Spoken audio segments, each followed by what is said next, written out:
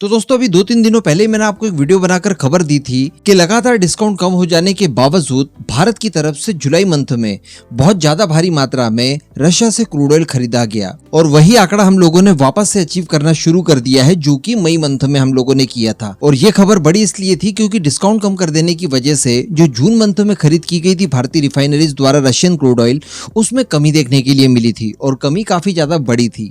अब इसके पीछे अगर कारण देखे जाए तो यहाँ पर भारत का एक शॉर्टकट निकल कर आता है और वो शॉर्टकट जिसकी तारीफ जापानीज मीडिया कर चुकी है और जापानीज मीडिया द्वारा दावा भी किया गया था कि भारत ने ऐसा करके दुनिया को एक बहुत बड़े संकट से बाहर उभारा है। देखिए, भारत ने बहुत बड़ी मात्रा में क्रूड ऑयल खरीदा जिसका इस्तेमाल न केवल भारत के डोमेस्टिक मार्केट के लिए किया गया बल्कि इसे रिफाइन करके यूरोपियन देशों को भी बेचा गया और यूरोपियन देशों की वो कमी को दूर किया गया जो कमी उत्पन्न हुई थी रशियन क्रूड ऑयल के ऊपर सैंक्शंस लग जाने की वजह से। यानी रशियन क्रूड ऑयल जो कि इंटरनेशनल मार्केट के लिए बहुत ज्यादा जरूरी था जिससे कि तेल की कीमतें स्थिर बनी रहे, वो क्रूड ऑयल नहीं आ पा रहा था, सैंक्शंस लगे हुए थे।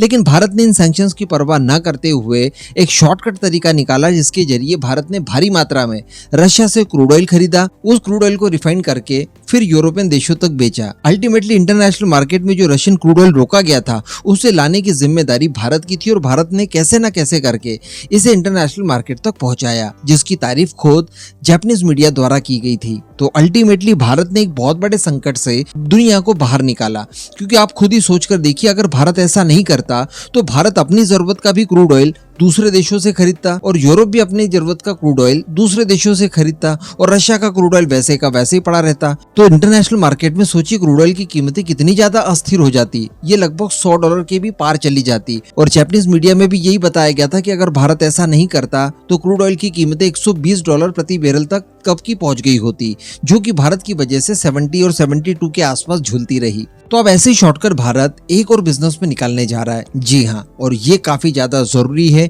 ये मानवता से सीधे सीधे रिलेट करता है और इस समय भारत भी इनकी कमी से कहीं ना कहीं परेशान हो रहा है और वो सेक्टर कोई और नहीं बल्कि वीट है। देखिए दोस्तों, दुनिया के अगर टॉप देशों की लिस्ट देखी जाए जो कि वीट का बहुत ज्यादा प्रोडक्शन करते हैं तो अच्छी बात यह है कि भारत नंबर 2 पर आता है। भारत की आबादी ज्यादा है, कंजप्शन ज्यादा है, लेकिन अच्छी बात यह है कि भारत खुद भी वीट का काफी बड़ा प्रोड्यूसर है। काफी मात्रा में हम लोग वीट प्रोड्यूस करते हैं जिसको हम तो इस्तेमाल करते ही करते हैं, साथ में उसका एक्सपोर्ट भी करते हैं। नंबर 1 की बात की जाए तो उस पर चाइना आता है। चाइना के पास भी यही प्रॉब्लम है कि वो बहुत बड़ी जनसंख्या रखता है, तो इस वजह से उसे भी ज्यादा वीट की आवश्यकता होती है, इसलिए वो नंबर 1 का प्रोड्यूसर भी है।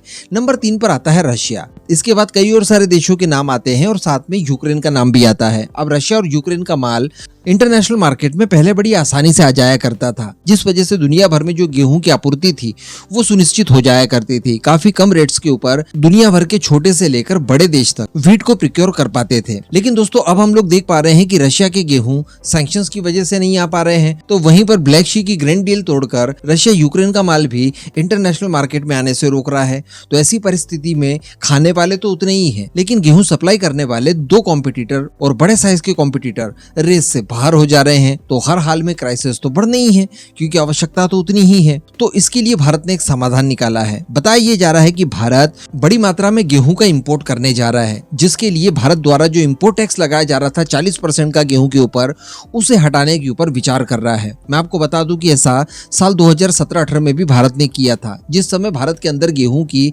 कमी देखने के लिए मिली थी। कारण ये था कि असामान्य मौसम की वजह से जो पैदावार होनी थी उसमें कमी देखी गई। इस वजह से भारत ने इंपोर्ट टैक्स हटाया और विदेशी गेहूं को भारत में इंपोर्ट किया। तो अब इसी तरह की प्लानिंग में भारत इस समय भी लगा हुआ है। हालांकि बताया ये भी जा रहा है कि इस समय इंटरनेशनल मार्केट में गेहूं की कीमतें उतनी ज्यादा उछाल पर नहीं है, लेकिन भारत के अंदर इनकी उछाल देखने के लिए मिल रही है, क्योंकि भारत के अंदर भी पिछले साल मौसम में जो असामान्य परिवर्तन देखा गया उसकी वजह से गेहूं की जो उपज थी वो काफी कम हुई। इस वजह से भारत के अंदर कहीं क्राइसिस ना आ जाए, इस वजह से भी 40% तक का इंपोर्ट टैक्स जो लगाया जाता है गेहूं के इंपोर्ट के ऊपर, उसे हटाने के लिए तैयारियां इस समय की जा रही है। इसके अतिरिक्त दोस्तों, अगर रशिया का गेहूं भारत आ जाता है बड़ी मात्रा में, तो फिर इसे हम लोग बड़ी आसानी से भारत के बाद दूसरे देशों तक डिस्ट्रीब्यूट कर सकते हैं।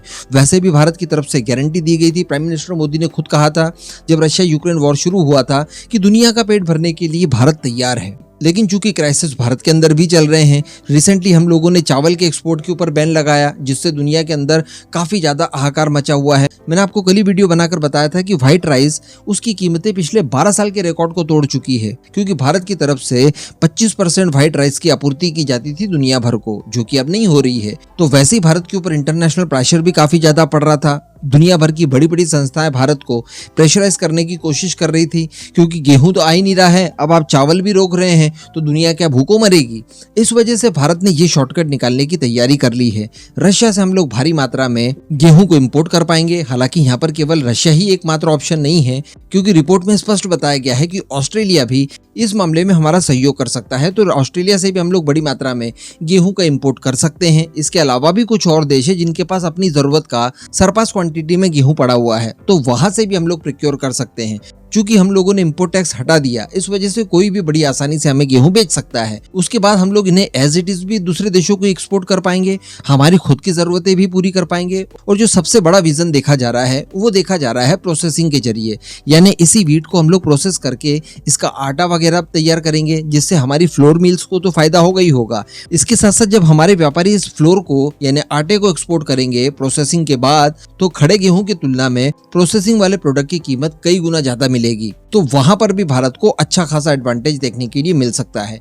तो एक तीर से भारत कई सारे निशाने साधने जा रहा है।